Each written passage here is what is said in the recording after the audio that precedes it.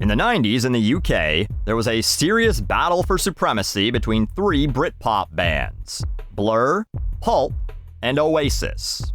Americans will find this exceptionally hard to believe because here, the only Blur song anyone knows is Song 2, and the only Pulp song they know is Common People. In the USA, hearing about that battle would be like saying, "Hey, did you hear that Mike Tyson is fighting two children to see who will be heavyweight champion of the world?" To meme it up for you, the American mind can't comprehend Park Life being a hit. Of course, the European mind can't comprehend that Green Day was a much bigger band than Oasis, but sorry Brits, at least in North America, it's true.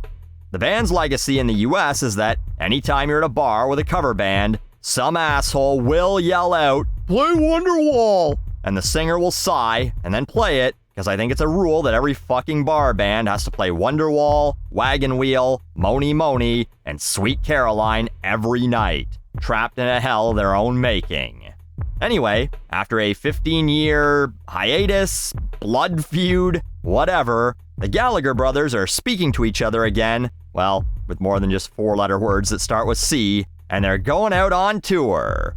And the reason I wanted to talk about this is because they've managed to demonstrate that tours can actually be fan-friendly. Sort of.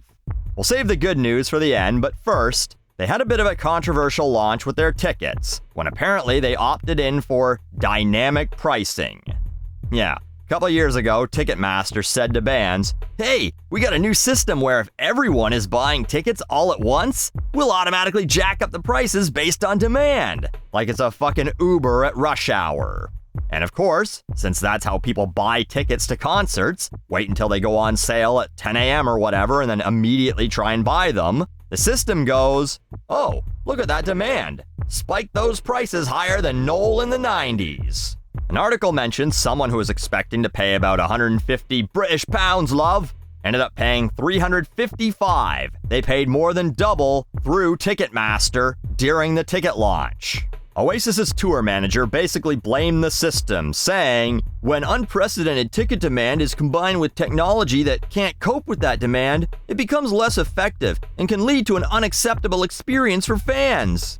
In other words, it's the computer's fault and not his fault that he opted into the system in the first place. I guess he's trying to say, "Oi, I thought it'd be like an extra 20 quid, not bleeding double." So, they changed it up and didn't charge dynamic pricing for the North American part of the tour. So, they made a mistake and they admitted to it. That's better than saying, "Ah, fuck you assholes, we just wanted your money." But I thought this was the more interesting and perhaps more redeeming story.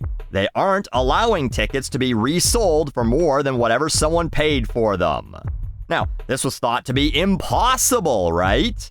I mean, Taylor Swift, the biggest live artist perhaps of all time, but certainly in this decade, she can't control the people are buying her tickets and then selling them for $1,000 or whatever behind the stage. Oh, poor her, it's simply out of her little hands. Well, Oasis said at the start of the tour that tickets would only be available via Ticketmaster, or if they needed to be resold, it could be done through a site called Twickets, which only allows tickets to be resold at face value. And it wasn't just empty threats. They announced that they found 50,000 tickets up for sale on sites like StubHub or Viagogo, and they're canceling them and putting them back up for sale on Ticketmaster at face value. Taylor would never have the bullocks to do it.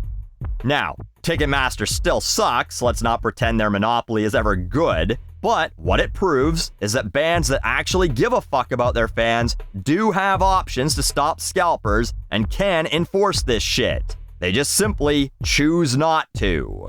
And it's surprising that the way we find this out is from two of music's most notorious assholes.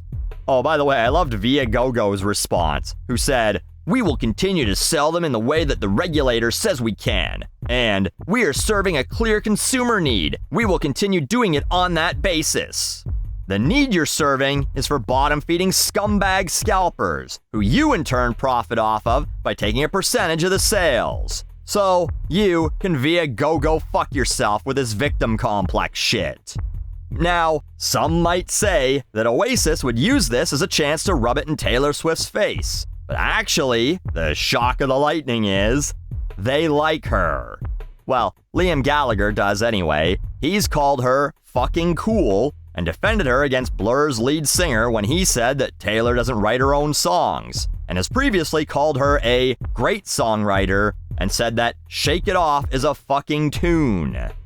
So, Oasis fans, hopefully you'll be able to get tickets at a reasonable price and you won't look back in anger at this tour. You know, assuming Noel and Liam don't fucking split up again between now and July.